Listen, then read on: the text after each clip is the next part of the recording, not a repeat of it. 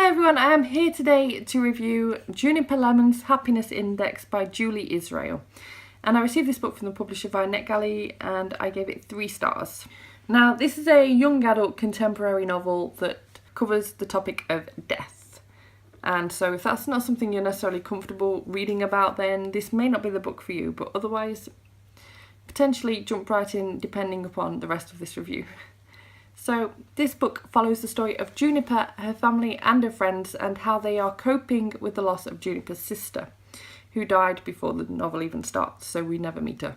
The reader gets the flashbacks of what happened while also living in the present of what's currently happening in Juniper's life, and the guilt that Juniper faces. Now, some of these subjects are covered really well, and this isn't a bad book in terms of covering grief. I feel like The Sister Pact by Stacey Ramey that I read a year or two ago and I have fully reviewed, so I'll leave a link to that in the cards and also in the description below.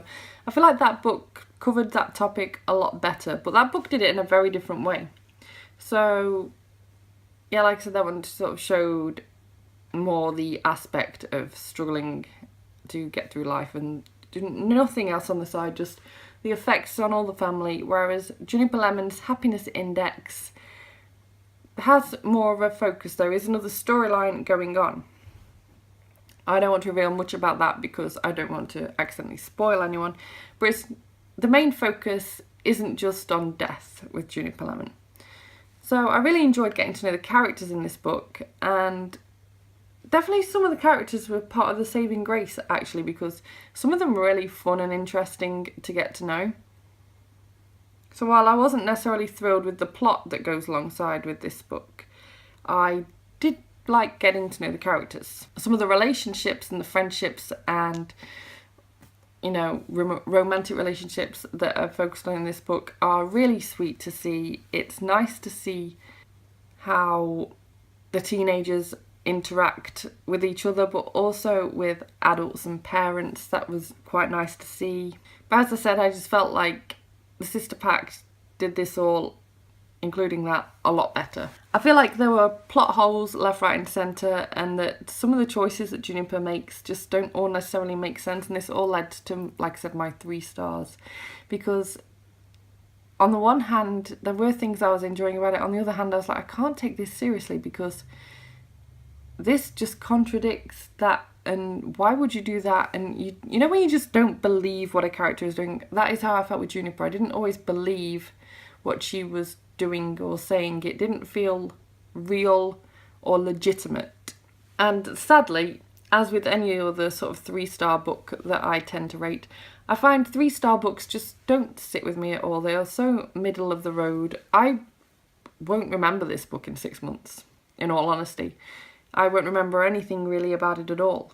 There was nothing to make me truly hate it and make it stick in my mind. I mean, well, there was nothing that made me absolutely love it and stick in my mind. So this book was just a really average read for me overall. You might want to pick this book up if you are looking for a book that deals with the subject of losing a sibling and doesn't just focus on that alone. As I said, has extra plots that is not really heavy and morbid and sad all the way through.